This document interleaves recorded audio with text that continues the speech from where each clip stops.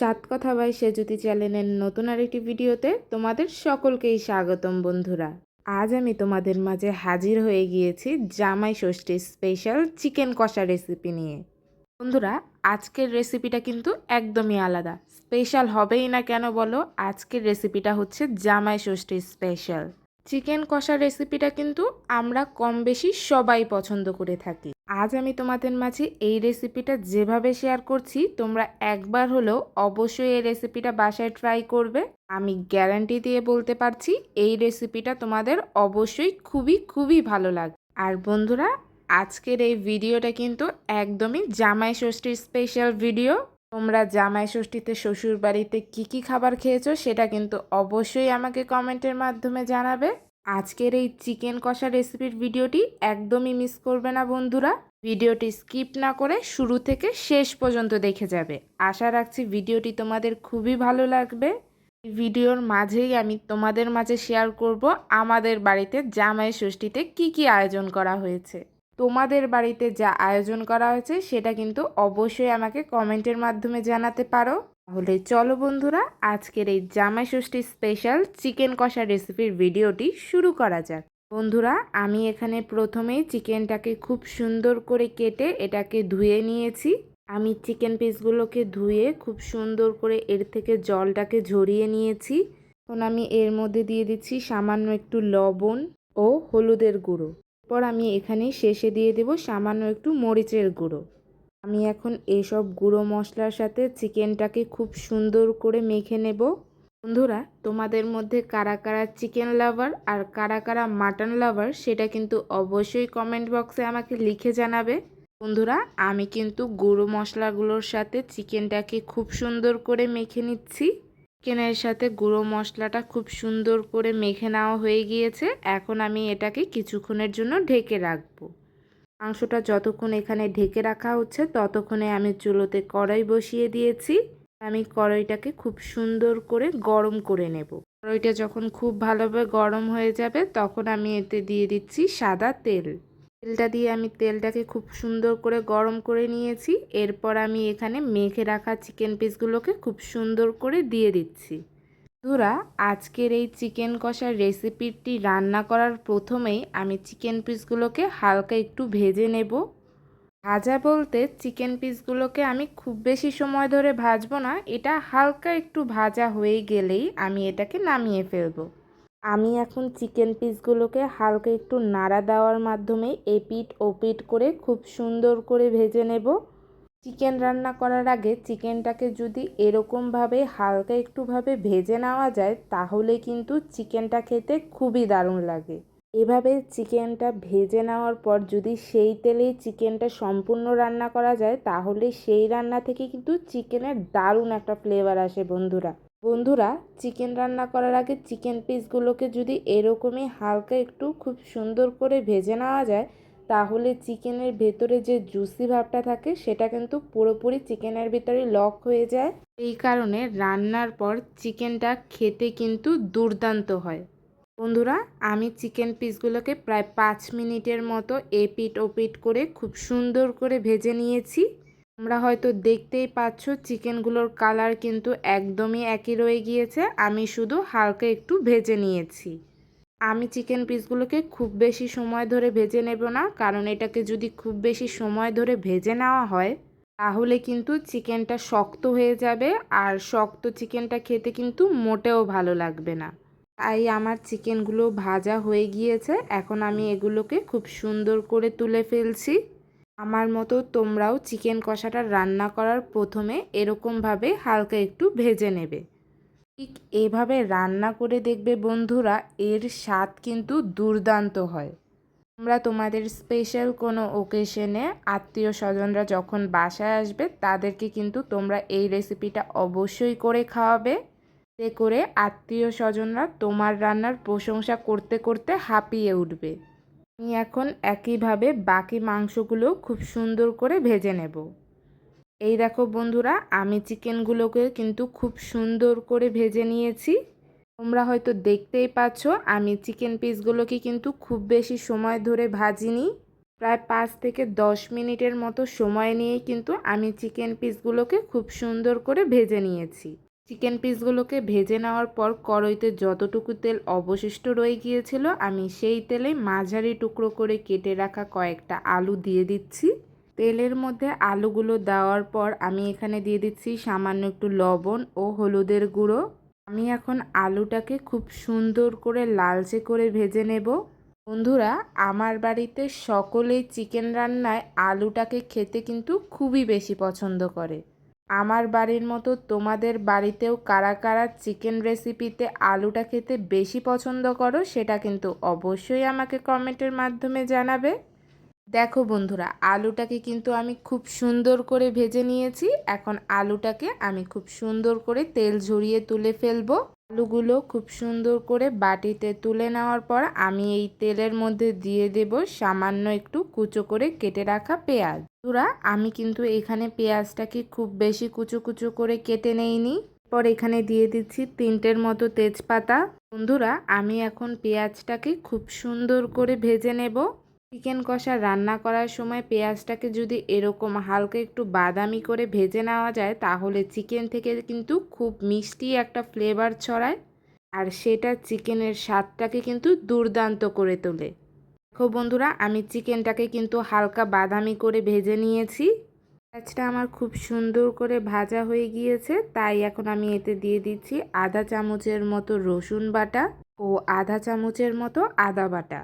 আমি এখন পেঁয়াজের সাথে আদা রসুন বাটাটাকেও খুব সুন্দর করে ভেজে নেব। এতে করে আদা রসুন বাটার যে কাঁচা গন্ধটা থাকে সেটা কিন্তু এভাবে ভেজে নিলে পুরোপুরিভাবে চলে যায়, আর তখন রান্না থেকে আদা রসুনের কোনো কাঁচা গন্ধ আসে না। আমি প্রায় 5 মিনিটের মতো পেঁয়াজের সাথে আদা রসুন বাটাটাকে খুব সুন্দর করে ভেজে নিয়েছি। পরে এতে দিয়ে দিয়েছি সামান্য একটু পরিমাণ মতো লবণ, আধা চামচের মতো হলুদের গুঁড়ো, 1 চামচের মতো শুকনো মরিচের গুঁড়ো। আমি এখন ভাজা পেঁয়াজের সাথে সব গুঁড়ো মশলাগুলো খুব সুন্দর করে মিশিয়ে নেব। তোমরা হয়তো দেখতেই পাচ্ছ মশলাটা কতটা ঘন হয়ে গিয়েছে, তাই আমি এর মধ্যে দিয়ে দেব সামান্য একটু জল। জলটা দেওয়ার ফলে মশলাটা কষানো কিন্তু আমার খুবই ভালোভাবে হবে। আর যদি এরকম ঘন মশলাই তোমরা কষাতে যাও তাহলে তোমাদের মশলাটা কিন্তু পুড়ে যাওয়ার একটা সম্ভাবনা থাকবে। তাই তোমরা এই সময় আমার মতোই সামান্য একটু জল দিয়ে মশলাটাকে খুব সুন্দর করে কষিয়ে নেবে। বন্ধুরা, মশলাগুলো কিন্তু পেঁয়াজের সাথে আমার খুব সুন্দর করে মেশানো হয়ে গিয়েছে। এরপর আমি এখানে দিয়ে দিচ্ছি 1 চামচের মতো গোলমরিচ বাটা। এরপর আমি এখানে দিয়ে দিচ্ছি কাঁচা জিরে, কাঁচা ধনে, 2টোর মতো দারচিনি ও 1টির মতো এলাচ। সবগুলো একসাথে আমি খুব সুন্দর করে বেটে নিয়েছি, তাই আমি 1 চামচের মতো এখানে দিয়ে দিলাম। এখন আমি এই সব মশলাগুলোকে খুব সুন্দর মাঝারি আঁচে খুব ভালোভাবে কষিয়ে নেব। বন্ধুরা, চিকেন কষা রান্না করার সময় চিকেনের কষানো মশলাটা তোমরা যত ভালোভাবে কষাবে, সেই কষানো মশলা দিয়ে রান্না করা চিকেনটা খেতে কিন্তু ততটাই বেশি মজা হবে। তাই তোমরা অবশ্যই চিকেন কষাটা রান্না করার সময় সেই কষানো মশলাটা খুব ভালোভাবে কষাবে।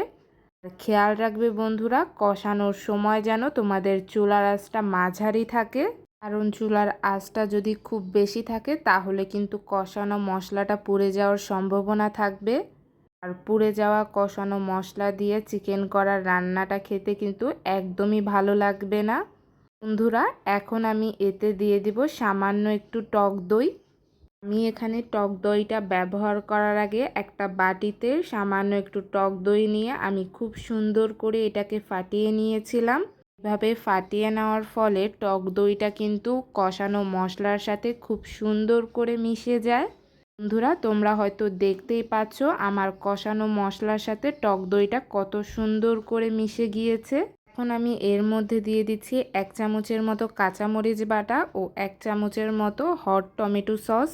এখন আমি এই সব মশলাগুলোকে খুব সুন্দর করে প্রায় 5 মিনিটের মতো খুব ভালোভাবে কষিয়ে যাব। 5 মিনিট পর দেখো বন্ধুরা, মশলাটা থেকে কত সুন্দর করে তেল ছেড়ে দিয়েছে। বন্ধুরা, তোমরাও যখন চিকেনের এই রেসিপিটা রান্না করবে তোমাদের কষানো মশলা থেকেও ঠিক এরকমভাবেই তেল ভেসে উঠবে। আর এটার মাধ্যমেই তোমরা বুঝতে পারবে তোমাদের কষানো মশলাটা খুব ভালোভাবে কষানো হয়ে গিয়েছে। আমার কষানো মশলাটা কিন্তু খুব পারফেক্টভাবে কষানো হয়ে গিয়েছে। তাই এখন রান্নার শুরুতেই আমি যে চিকেন পিসগুলোকে হালকা একটু ভেজে রেখেছিলাম সেগুলো আমি এই কষানো মশলার উপর দিয়ে দিচ্ছি। চিকেন পিসগুলোকে দেওয়ার পর কষানো মশলার সাথে আমি চিকেনগুলোকে খুব সুন্দর করে মিশিয়ে নিয়ে এটাকেও আমি খুব ভালোভাবে কষিয়ে নেব। বন্ধুরা, তোমরা কিন্তু আমার রান্নার চ্যানেলে আরও দুর্দান্ত সকল খাবারের রেসিপি পেয়ে যাবে। এই রেসিপিগুলো কিন্তু তুমি খুব সহজেই ঘরে তৈরি করতে পারবে, আর এর স্বাদ আসবে কিন্তু একদমই রেস্টুরেন্টের মতো। আমি কিন্তু আমার রান্নার চ্যানেলে শুধুমাত্র রান্নার রেসিপিই শেয়ার করি না বন্ধু, তোমাদের মাঝে অনেক ট্রিক্স শেয়ার করে থাকি। সেই সকল ট্রিক্স ফলো করে তোমরাও যদি তোমাদের বাসায় সেই রেসিপিগুলো রান্না করো তাহলে তোমাদেরও রেসিপি হবে একদমই পারফেক্ট। তুমি নিজেই বাসায় রান্না করে অবাক হয়ে যাবে যে এটা তুমি নিজে তৈরি করেছো। তাহলে বন্ধুরা, আমার শেয়ার করা সকল ট্রিক্স জানতে হলে অবশ্যই কিন্তু আমার রান্নার চ্যানেলটিকে সাবস্ক্রাইব করে নিতে হবে। এতে করে আমি যখনই তোমাদের মাঝে নতুন কোনো খাবারের রেসিপি শেয়ার করব তার নোটিফিকেশন সবার আগে তোমার ফোনেই আসবে। তাই আমার যে সকল বন্ধুরা এখনও আমার রান্নার চ্যানেলটিকে সাবস্ক্রাইব করোনি তারা শীঘ্রই আমার রান্নার চ্যানেলটিকে সাবস্ক্রাইব করে ফেলো। আর চ্যানেলটিকে সাবস্ক্রাইব করার মাধ্যমে তোমরা কিন্তু খুব সহজেই আমার ফ্যামিলির সদস্য হয়ে যেতে পারবে। আর আমি কিন্তু আমার সকল ফ্যামিলি মেম্বারদেরকে নিয়ে আরও অনেক পথ হেঁটে যেতে চাই। তাই এখনও যারা যারা চ্যানেলটিকে সাবস্ক্রাইব করোনি তারা শীঘ্রই চ্যানেলটিকে সাবস্ক্রাইব করে ফেলো। বন্ধুরা, আমি চুলার আঁচটাকে মাঝারি রেখে চিকেনটাকে খুব সুন্দর করে কষিয়ে যাচ্ছি। এই রেসিপিটাতে আমি কোনো রকম জল ব্যবহার করব না, সম্পূর্ণ রান্নাটা আমি এভাবেই কষিয়ে রান্না করব। রান্নাটায় আমি কোনো রকম ঝোল রাখবো না। এভাবেই মাঝারি আঁচে মাংসটাকে কষিয়ে রান্না করার ফলে মাংসটাকে আমি সেদ্ধ করে ফেলবো। প্রায় 15 মিনিটের মতো মাংসটাকে খুব ভালোভাবে কষিয়ে নেওয়ার পর ভেজে রাখা আলুগুলোকে আমি এর মধ্যে দিয়ে দিচ্ছি। এখন আমি বাকিটা সময় আলুর সাথে মাংসটাকে খুব সুন্দর করে কষিয়ে নেব।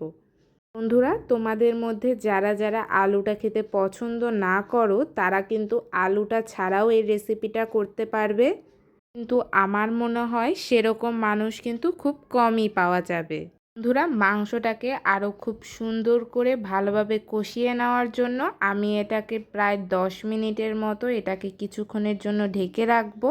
প্রায় 10 মিনিট পর চলো বন্ধুরা দেখে নেই চিকেন কষাটা কত দূর হলো। বন্ধুরা, তোমরা হয়তো দেখতেই পাচ্ছ কষানোটা আমার কত সুন্দর হয়েছে। তোমাদের মধ্যে কারা কারা চিকেন কষাটা খেতে সবচেয়ে বেশি পছন্দ করো সেটা কিন্তু অবশ্যই আমাকে কমেন্টের মাধ্যমে জানাবে।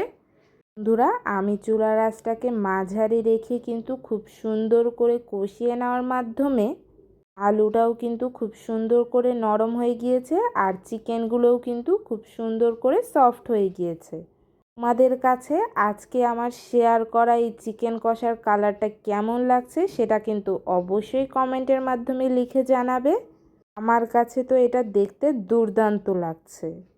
আমার চিকেন কষাটা কিন্তু একদমই তৈরি হয়ে গিয়েছে। এখন বন্ধুরা আমি এটাকে নামিয়ে ফেলবো। বন্ধুরা, এদিকে তো চিকেন কষাটা আমার একদমই তৈরি হয়ে গিয়েছে।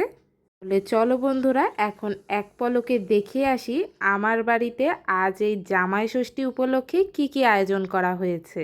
এই দেখো বন্ধুরা, আমাদের বাড়িতে জামাই ষষ্ঠী উপলক্ষে আয়োজন। আমাদের বাড়িতে তৈরি হয়েছিল পোলাও, 5 রকমের ভাজা, মিষ্টি, সর্ষে ইলিশ, চিকেন কষা, এরপর ছিল আম ও জাম। আমি তো তোমাদের মাঝে আজকের এই চিকেন কষাটার রেসিপি শেয়ারই করলাম। তোমাদের কাছে জামাই ষষ্ঠী উপলক্ষে আমাদের বাড়ির আয়োজন কেমন লাগলো সেটা কিন্তু অবশ্যই আমাকে কমেন্টের মাধ্যমে জানাবে। আর তোমরা জামাই ষষ্ঠীতে তোমাদের শ্বশুর বাড়িতে কি কি খেয়েছো সেটা কিন্তু অবশ্যই কমেন্ট বক্সে আমাকে লিখে জানাবে। তাহলে চলো বন্ধুরা এখন চিকেন কষাটাকে একটা বাটিতে খুব সুন্দর করে পরিবেশন করে তোমাদের মাঝে তুলে ধরা যাক। দেখো বন্ধুরা, চিকেনটাকে কিন্তু আমি একটা বাটিতে তুলে নেওয়ার মাধ্যমে খুব সুন্দর করে তোমাদের মাঝে পরিবেশন করে ফেলেছি। আজকের এই রেসিপির ভিডিওটি তোমাদের যদি ভালো লেগে থাকে তাহলে ভিডিওটিকে অবশ্যই একটি লাইক করে দেবে। লাইকের পাশাপাশি আমার রান্নার চ্যানেলটিকে সাবস্ক্রাইব করে নিতে একদমই ভুলে যাবে না, কারণ তোমাদের ভালোবাসা ও সাপোর্টই আমাকে উৎসাহ দেয় তোমাদের মাঝে আরও নতুন নতুন ভিডিও তুলে ধরার জন্য। আর আমি আশা রাখছি তোমাদের কাছ থেকে এই ভালোবাসা ও সাপোর্টটুকু আমি অবশ্যই পাবো।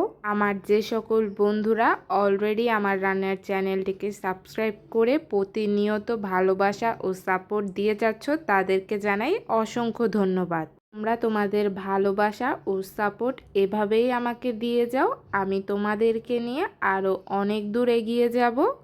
যে সকল বন্ধুরা এখনও আমার চ্যানেলটিকে সাবস্ক্রাইব করনি তাদেরকে বলবো শীঘ্রই তোমরা চ্যানেলটিকে সাবস্ক্রাইব করে ফেলো।